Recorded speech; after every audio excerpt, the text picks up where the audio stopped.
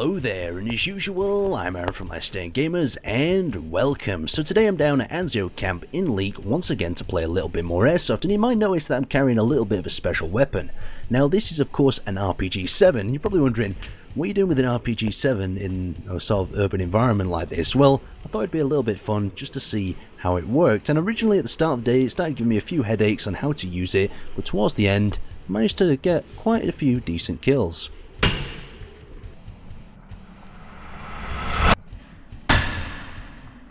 Now, as you can see, with that massive expensive gas, I managed to eliminate 2 players that were crossing a road, and our teammate here with a shotgun gets another 2 as well. Now, reloading this thing is a little bit complicated. The M203 shells fit within the end of the warhead. Check one on the door, Nate. Callum, get one to the stairs in case he's coming up. So as you can see, I'm sliding in another M203 shell, and I can quickly reload it if I need to on the spot. But then I head downstairs and make sure none of them have got into the building. Well, the respawn's only around the corner, it's worth a walk. So now that we're actually downstairs, I'm going to be pushing across the road into another one of the D buildings, and as soon as we get across, we come under contact.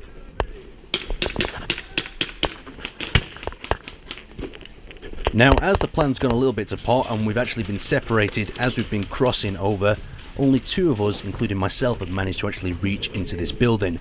And as I talk about in a lot of other videos, there's a lot of different sounds and noises that you can hear echoing throughout the building, so you can never be too sure if someone is in the next room. The RPG's out of rounds. I'm going to have to exchange that fast and get a teammate to cover me. Reload this. So once again, off with the end cap, out with the M203 shell, and in with another.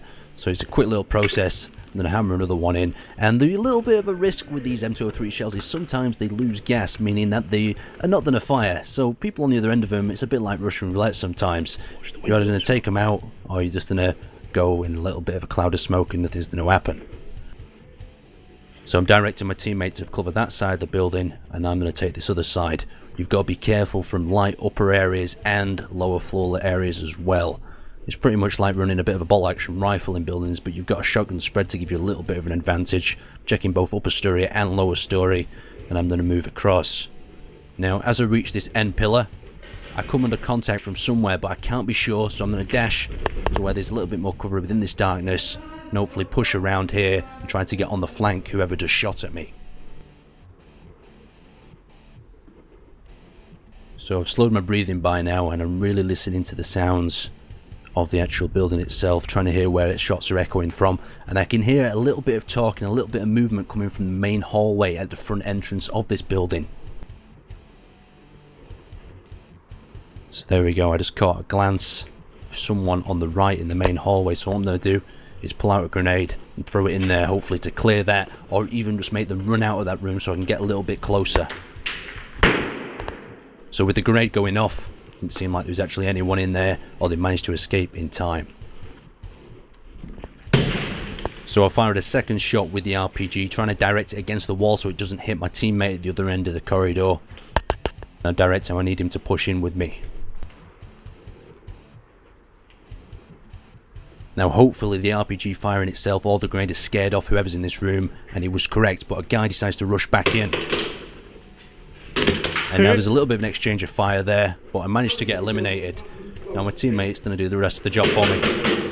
And that was very close. Right, I'm shredded. I've got to get recovering grenade. So with me being on my second medic, I had to return to the spawn zone. Now this is the RPG-7 itself. You can see it's got a nice little optical mount on the front. We've also got one for my camera. It's had quite a few owners, this weapon, before, so you can see it's a little bit scratched, and it's seen a fair share of use. Even though it's quite interesting, it looks like it's been hammered around, but I guess that's the sort of look that many players go for. Now in this second little scenario, we're crossing into the same building as before, but the firefight between 2 areas is very intense, and I found out using this RPG was a bit like using it as a sort of jigsaw. It only fitted into certain spots and certain areas, so I tried to rinse and repeat them areas to get maximum sort of effectiveness with the weapon itself. So I'm going to hop in through this window here and hopefully not be discovered.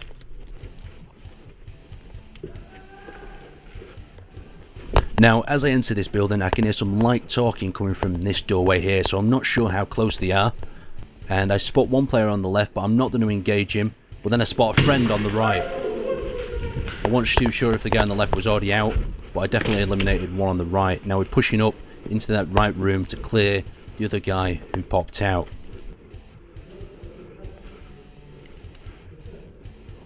And here he will be at the next window.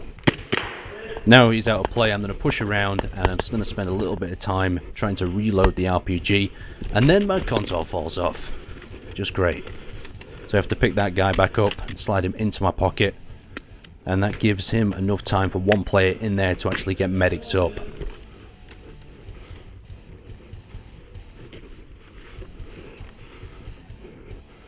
So hiding behind the cabinet, I see the end of his G36, and I missed the shot.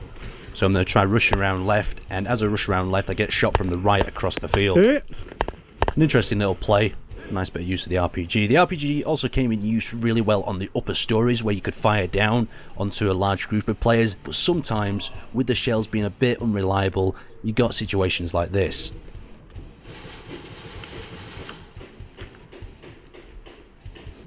Now you can only imagine how frustrated I was. Another fucking dud shell now. 2 on this, 1 going for the entrance.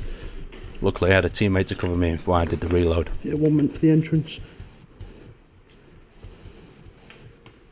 So as I'm checking my shells, trying to get ones to work, I eventually came down to 5 shells that tended to work 90% of the time, and I stopped the situations where they would actually end up being duds. Oh, fuck's sake. So there's another example of another dud shell. Only fired half the payload.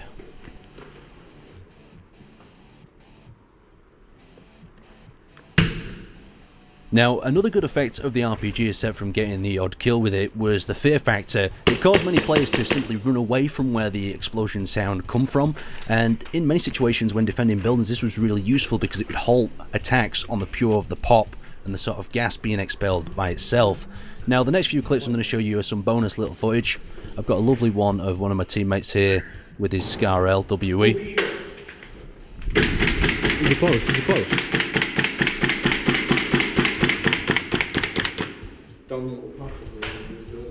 Oh, it's a lovely gun that. Used to be mine. Yeah. So now we're doing a bit of room clearing with an RPG. Can you take point, please? You're fucking taking point with your fucking RPG.